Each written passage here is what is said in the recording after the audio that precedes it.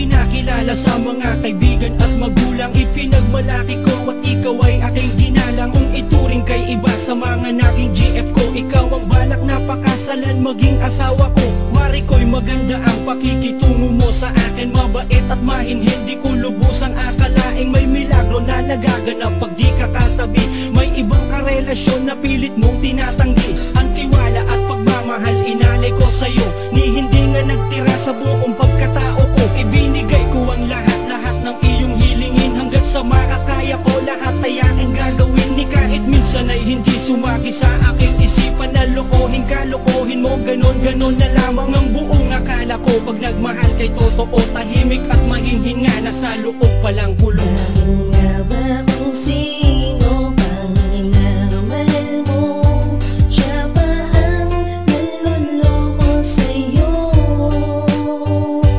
Pag wala sa tabi, may nagmamay-ari, may kinakasama pwera sa'yo.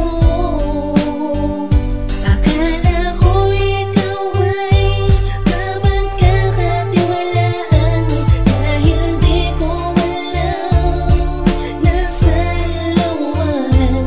Sayang lang ang tiwala, o bakit ka ganyan?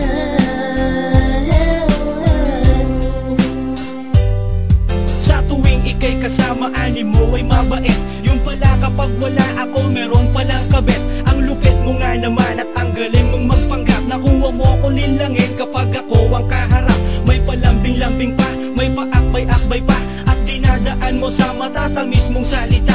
Para di mahalata, para di kita mabisto, para di ka mabuo na may iba kang kalaguyo na kinakasama mo, kaya di ka mapakali.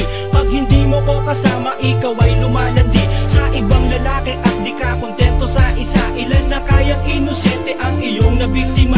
Pinagkakatiwalaan, minahal at iginalang. Sa lahat ng iyong problema, ako ang naging sandalan. Nang malaman-laman ko ang iyong tunay na ugali, di ka dapat mahalin, nagkamali ko ng pinili.